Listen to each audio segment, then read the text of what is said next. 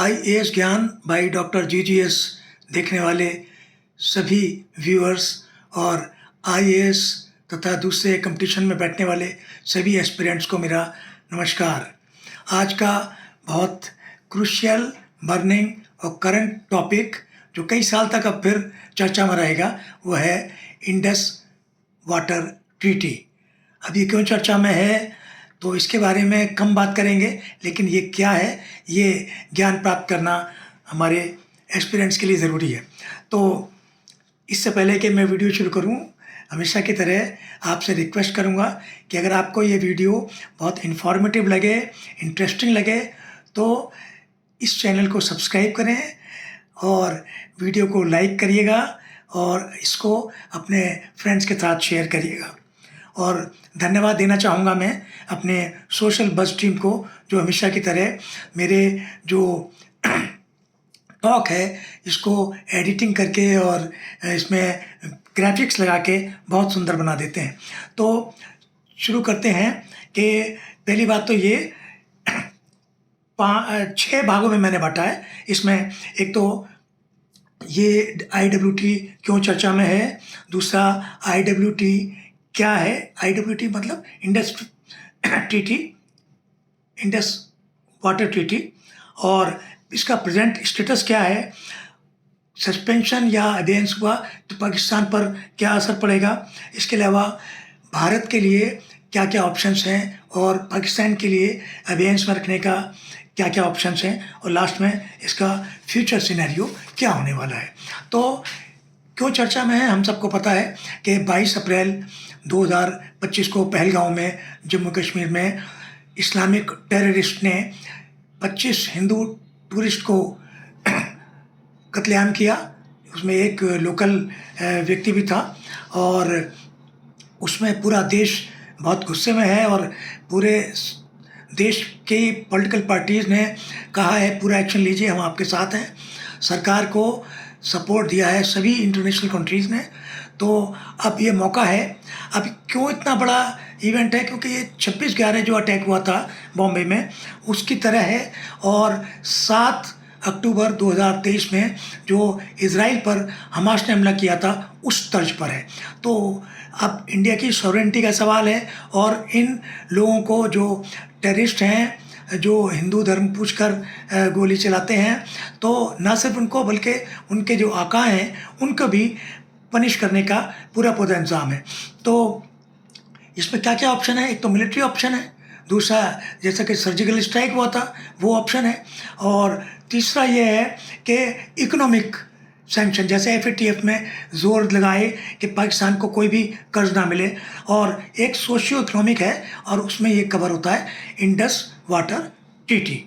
तो अभी आपको न्यूज़ का पता है कि सबसे पहला एक्शन ये लिया कि जो 1960 की इतनी पुरानी इंडस वाटर ट्रीटी है उसको भारत सरकार की जो सचिव हैं जल की विभाग की, उन्होंने एक चिट्ठी लिखकर अपने काउंटर पार्ट को कहा है कि now we are keeping this IWT in abeyance with immediate effect, और उन्होंने उसके कारण भी बताए हैं कि एक तो ये कि इसमें रिव्यू की ज़रूरत है क्योंकि इसमें डेमोग्राफिक चेंजेस हुई हैं इतने 65 साल में। इसके अलावा ये कहा है कि अभी क्लीन एनर्जी की ज़रूरत है, तो हमें वाटर सोर्सेज और इसको इस दूसरी तरह से इस्तेमाल करना है। और तीसरा यह है कि गुड फेथ में ये ट्रीटी बनाई गई थी, तो उसके लिए ज़रूरी था कि दोनों एक दूसरे पर ट्रस्ट करें और एक दूसरे को धोखा ना दें। लेकिन जो टेररिज्म वाला जो सपोर्ट है, जो इसमें भी निकल के आया है कि पाकिस्तान का जो डीप स्टेट है, ख़ास तौर से ISI, वो इसमें इन्वॉल्व है और इन्वॉल्व रहा है। तो उसके ऊपर अब इसको समझते हैं कि ये ट्रीटी क्या है। तो ट्रीटी क्या है, पहले तो शुरुआत करें कि जब भारत आज़ाद हुआ तो रेडक्लिफ साहब आए, 73 दिन में सब फटाफट उन्होंने लाइनें खींची और चले गए वापस। लेकिन कश्मीर का मुद्दा आ गया, झगड़ा हुआ, और जो 6 नदियाँ भारत से निकल कर जाती हैं पाकिस्तान की तरफ, उसमें माधोपुर और फिजोरपुर डैम को पानी को रोक लिया। इसमें हाहाकार मच गया, इंटरनेशनल फोरम पे पाकिस्तान चला गया। तो उसमें फिर ये हुआ कि इसका कुछ सॉल्यूशन जल्दी निकाले। तो US एटॉमिक एनर्जी कमीशन के चेयरमैन डेविड लीलथाल ने एक काफ़ी काम किया और 1951 में फाइनली एक रिजोल्यूशन दिया कि इस तरह से ये इंडिया और पाकिस्तान के बीच प्रॉब्लम सॉल्व हो सकती है। वर्ल्ड बैंक ने इसमें मध्यस्थता करने की कोशिश की और उन्होंने बताया कि हम इसको दोनों, इसमें नेहरू जी बड़े उदार दिल के थे तो वो सब बातें मानते गए। और हालांकि पहले लियाकत अली खां और बाद में जो 1960 सितंबर 19 को जो ट्रीटी हुई उसमें भारत ने काफ़ी कुछ पाकिस्तान के फेवर में ये ट्रीटी बनाई। ये जो ट्रीटी साइन हुई इसमें 6 रिवर हैं जो आप नक्शे में देख सकते हैं। उसमें जो ईस्ट साइड में जो आपको ईस्ट वाली रिवर्स हैं, जो मैं इनको बोलूँगा RBS, रावी, बियास एंड सतलुज, ये हैं जो इनका पूरा पूरा हक है पानी का, जो 41 बिलियन मीटर स्क्वायर में इसको कह सकते हैं। वो सारा पानी उस एरिया का वो भारत यूज़ कर सकता है जैसे भी चाहे। और दूसरी तरफ ये था कि जो वेस्टर्न साइड की रिवर्स हैं वो 3 हैं, उसको हम बोलेंगे CJI, याद करने में आसानी रहेगी, चेनाब, झेलम एंड इंडस। तो इसका पानी जो है सारा का सारा, लगभग सारा वो पाकिस्तान यूज़ कर सकता है, लेकिन मैक्सिमम 20% इंडिया इसको यूज़ कर सकता है। लेकिन वो रन ऑफ द वाटर वाले उससे पानी को रोक नहीं सकता, उसमें बिजली बना सकता है। डैम में कम स्टोरेज वाले जो 15-20% से ज़्यादा ना है उसको कर सकता है। तो ये इसका यूज़ कर सकता है इंडिया, अदरवाइज़ ये पाकिस्तान के लिए ही दिया गया। तो अब अबेंस में जो रखा गया है उसका मतलब क्या है, क्या ऐसा कोई क्लॉज है? तो अबेंस का मतलब क्या है? मतलब यह है कि अब तक हर बात में पाकिस्तान करता था कि कितना वाटर भेज रहे हैं, उतना छोड़ दीजिए, डैम कौन सा बना रहे हैं, पानी के अगले प्लान क्या है, कौन सा आपका कंस्ट्रक्शन होने वाला। अब वो सारी इंफॉर्मेशन शेयर करना बंद कर देंगे और India can create storage even on western rivers, क्योंकि अभी तो एवियंस में है तो जो चाहे इंडिया कर सकता है। अब इसके बारे में करेंगे कि क्या ये लीगली सही है कि नहीं। तो अब लेकिन यह है कि इंडिया एक ये भी कारण दे सकता है कि जो रिजर्वॉयर्स हैं उनकी फ्लशिंग ज़रूरी है, डीसिल्टिंग ज़रूरी है, इसलिए पानी थोड़ा सा रोक सकता है, डाइवर्ट कर सकता है। और इसमें थोड़े से पहले से झगड़े भी हुए थे, वो मैं बाद में बताऊंगा कि कैसे कैसे सुलझाए गए। तो लेकिन इंडिया के लिए इतनी छूट नहीं है, क्योंकि पानी रोकना एक बाल्टी नहीं है कि लिया पानी रोक लिया, इसमें डैम बनाने पड़ते हैं। क्योंकि जो हाइड्रो इलेक्ट्रिक प्रोजेक्ट है इवन वो पानी रिटेन नहीं कर सकते, ज़्यादा बहुत स्टोरेज नहीं है, थोड़ा बहुत स्टोरेज कर सकते हैं, लेकिन वो run of the river, run of the water में यूज़ कर सकते हैं, डाउन स्ट्रीम या अप स्ट्रीम में। तो अब पाकिस्तान जो कह रहा है कि ये एक्ट ऑफ वार है, तो इसमें देखें कि हमने जो चिट्ठी लिखी है तो उसमें हमने बताया है कि एक तो ये डेमोग्राफिक चेंज है, दूसरा ये एक्ट ऑफ वार का जो टेररिज्म वाला इशू लिया है। अब इसमें हमने देखा कि 3 जो आर्टिकल 9 है उसमें इसके टोटल आर्टिकल 12 हैं और उसमें 8 एनेक्सर्स हैं। तो आर्टिकल 9 जो है वो डिस्प्यूट का जिक्र करता है, उसके एनेक्सर FNG। वो डिस्प्यूट कब करते हैं कि कभी कोई बड़ी बात हो जाए तो डिस्प्यूट होगा, तो डिस्प्यूट कैसे रिजॉल्व होगा। सबसे पहले तो परमानेंट कमिश्नर्स हैं इंडिया के, पाकिस्तान के वाटर के, वो करेंगे, उनसे सॉल्व नहीं होगा तो न्यूट्रल एक्सपर्ट जो वर्ल्ड बैंक का है, जो अभी भी इसमें आर्बिट्रेटर है बक्का बड़ा, तो वो सॉल्व कर सकता है।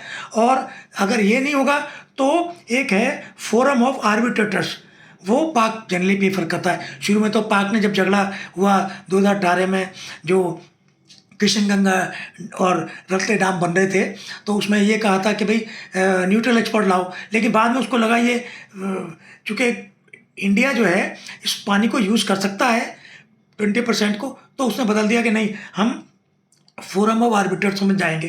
तो अभी ये तय हुआ है कि जो फोरम आर्बिट्रेटर के थ्रू भी और न्यूट्रल एक्सपर्ट जो उन्होंने ये तय किया है कि I am competent to resolve this issue of dispute. अब सवाल यह है कि वो उन्होंने फेवर में दिया किशन गंगा के, उसमें भी कि इसमें कोई IWT का वायलेशन नहीं है। अब जो रेजोल्यूशन के जो क्लास हैं उसमें आप देखें कि इसमें अगर IWT से बाहर आ जाता है इंडिया, तो इसमें इंटरनेशनल कोर्ट ऑफ जस्टिस भी इंटरफियर नहीं कर सकता। कारण क्या है कि पहली बात तो इंडिया जो है वो सिग्नेटरी नहीं है जो इंटरनेशनल वाटर ट्रीटी है 1969 की, उसमें इंडिया ने साइन नहीं किया, तो इंटरनेशनल कोर्ट ऑफ जस्टिस के जुडिशन से बाहर की बात है। अब दूसरा ये है कि क्या और तरीके से हो सकता है कि क्या अगर IWT को के बाहर से अगर सोचते हैं तो वियना कन्वेंशन आ जाता है 1969 वाला, और उसमें जो आर्टिकल 62 है जो VLCT, उसमें जिक्र है कि अगर कुछ फंडामेंटल चेंजेस आई हैं तो रिवोक की जा सकती है एक ट्रीटी। उसमें रिवोक करने में एक कुछ केसेस हैं, उसमें छोटी मोटी चीज़ों पर रिवोक नहीं हो सकती। जैसे निकारागुआ वर्सेस USA केस हुआ था जिसमें कम्युनिस्ट सरकार आ गई थी और USA ने वो ट्रीटी ख़त्म कर दी थी एक, तो उसमें इंटरनेशनल कोर्ट ऑफ जस्टिस ने कहा कि ये कोई बड़ा कारण नहीं है। तो टेररिज्म वाला हो सकता है बहुत बड़ा कारण ना माने इंटरनेशनल फोरम, तो उसमें ये 84 का केस है। और भी 2 एक केसेज हैं जिसमें बहुत बड़ा कारण क्लीन एनर्जी का तो हो सकता है, टेररिज्म का नहीं हो सकता। तो टर्मिनेशन के लिए इंडिया को और कारण ढूंढने पड़ेंगे। अब आते हैं प्रेजेंट स्टेटस क्या है।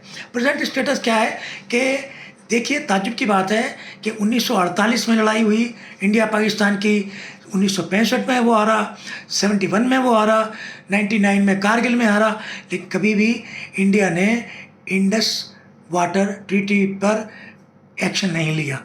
ये तो उरी वाली स्ट्राइक हुई थी तब प्राइम मिनिस्टर ने जिक्र किया था, लेकिन एक्शन नहीं लिया।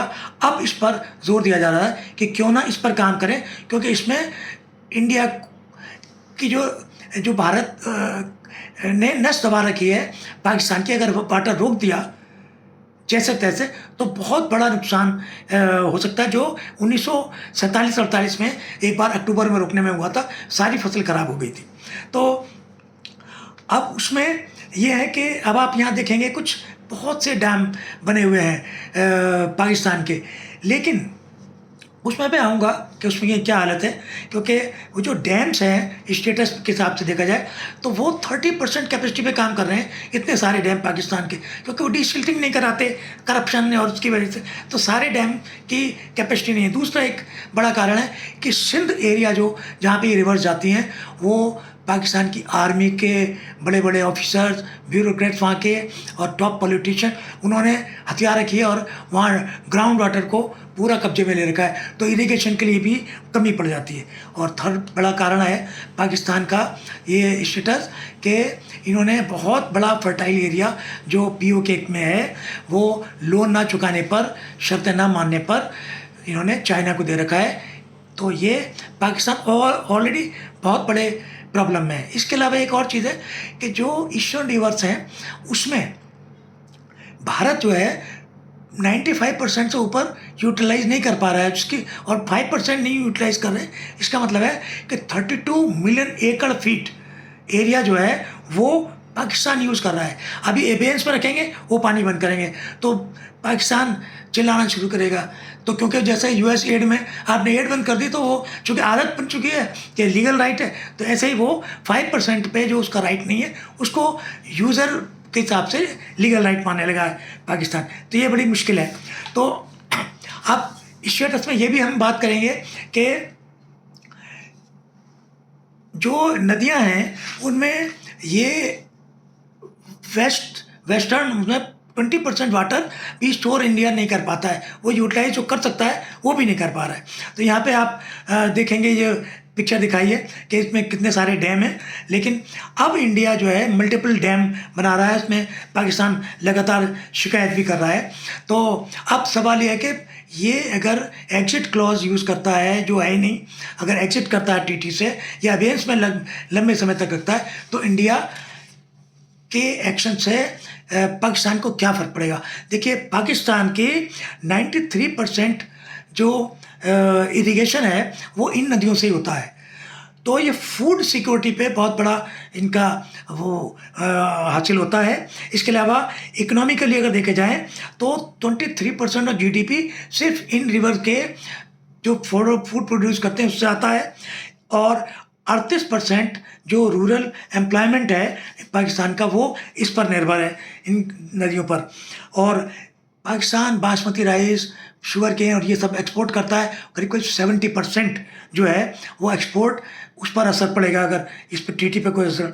और ड्रिंकिंग वाटर 93% जो ग्राउंड वाटर है वो भी नसीब नहीं होगा। तो ये पाकिस्तान की हालत हम समझ सकते हैं, ये बहुत ज़्यादा ख़राब होने वाली है, क्योंकि 68% आबादी जो पाकिस्तान की, एकदम उसको मैसिव इफेक्ट पड़ने वाला है। लेकिन इंडिया के लिए इतना आसान नहीं है, इतनी जल्दबाजी में भी नहीं हो सकता, क्योंकि वही मैंने बताया, जो बाल्टी तो है नहीं कि पानी डाइवर्ट कर दिया, हालांकि कोशिश हो रही है और उसके लिए कुछ टाइम लगेगा। वो टाइम कौन से, मैं उस पर आऊँगा। अब ऑप्शन क्या क्या है इंडिया के लिए, इसमें एक एक्स फैक्टर है। एक तो रिबेलियन लॉ के हिसाब से जो इंटरनेशनल कन्वेंशन है उसमें यह है कि जहाँ से सोर्स है पानी का, वो उसको पहला अधिकार है यूज़ करने का। अब वो अधिकार अगर यूज़ है तो इंडिया यूज़ कर सकता है। तो लेकिन अगर इंडिया यूज़ करता है तो इत्तेफाक की बात है कि सतलज और इंडस ये निकलती हैं चाइना से। तो चाइना वैसे ही आफत मचाए हुए कि ब्रह्मपुत्र पे डैम बना रहा है, तो वो भी रोक सकता है, तो इंडिया को नुकसान हो सकता है। अब सवाल ये है कि ऐसे हालात हैं, क्या चाइना कोई भी प्रॉब्लम क्रिएट करना चाहेगा, क्योंकि उससे यूएसए से टैरिफ वॉर चल रही है, तो वो इंडिया को नाराज़ नहीं करना चाहता, क्योंकि पूरा इंडिया का मार्केट उसको दिखता है अपने सामान के लिए, तो शायद इंटरवीन नहीं करे। But China is China. अच्छा, अब यह है कि इंडिया के लिए एक और चीज़ है कि इंडिया के पास भी कैपेसिटी बहुत नहीं है स्टोरेज करने की। तो अंडर नॉर्मल सर्कमस्टांसेस जो इंटरनेशनल लॉ है, तो अगर वो 6 की 6 रिवर अगर ये हो जाती तो पाकिस्तान के खिलाफ इंडिया यूज़ तो कर सकता है, लेकिन लॉन्ग टर्म, मीडियम टर्म और शॉर्ट टर्म प्लान बनाने पड़ेंगे। और लेकिन इसमें कई ऐसे पाकिस्तान इंटरनेशनल फोरम पर रोना रो सकता है, और डिप्लोमेटिक ऑयल कंट्रीज जितने हैं उनके पास जा सकता है, तो बहुत से चीज़ें ऐसी कर सकता है। अब फ्यूचर सिनेरियो में देखें तो मैंने बताया कि 4 साल के प्लान क्या हो सकते हैं कि partial water diversion and using run of the river hydro power projects utilising at least 20% of western rivers, वो करना। Fast track construction of small hydro power dams and canals, जो डाइवर्शन, एक वो पिक्चर में देखा आपने, जो डॉटेड लाइन है वो उसमें वाटर यूज़ किया है, वो मैं बताता हूँ आपको कि वो भी कर सकते हैं। अब जो रेटले हाइड्रो डैम है, किशन गंगा है, ये 26-27 तक पूरे होने, किशन गंगा तक पूरा हो गया, रेटले में जल्दी करनी पड़ेगी।